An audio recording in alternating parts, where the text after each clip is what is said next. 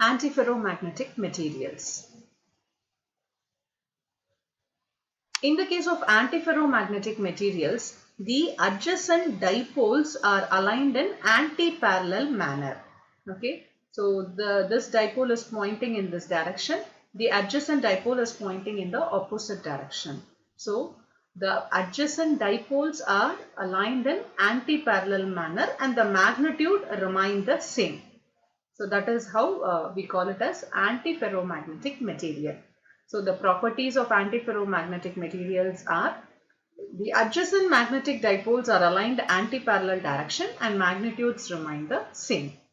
Susceptibility is positive and the susceptibility value is small in the case of antiferromagnetic material. Then just see the graph.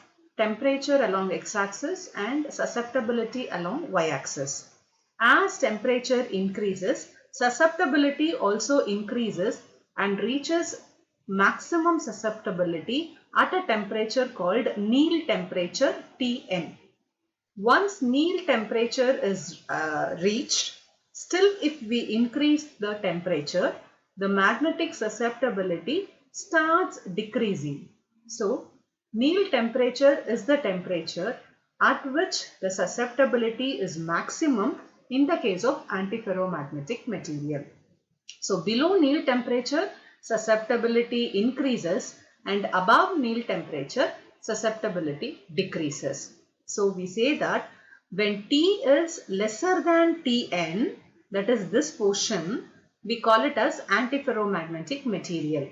When T becomes greater than Tn, this portion, the material becomes paramagnetic material. So these are the properties of antiferromagnetic material.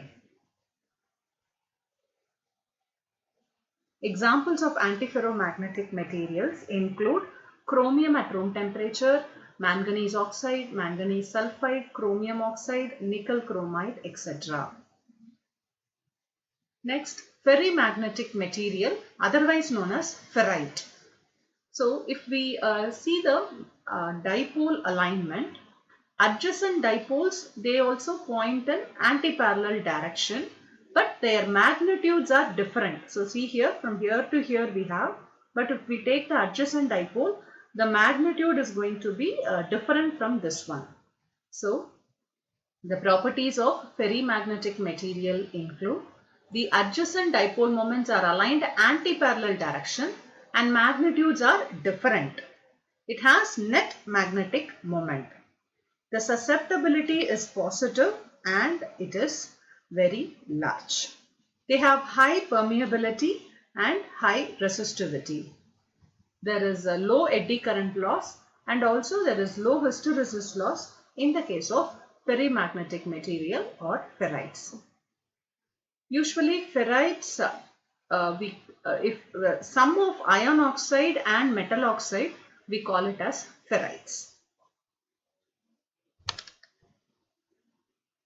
So to summarize, just see the spin alignment. So in the case of paramagnetic material, we have random spin alignment. In the case of ferromagnetic material, all the magnetic dipoles are aligned in the same direction and the magnitudes are also same. In the case of antiferromagnetic material, the adjacent dipoles are aligned in opposite direction but their magnitudes remain the same.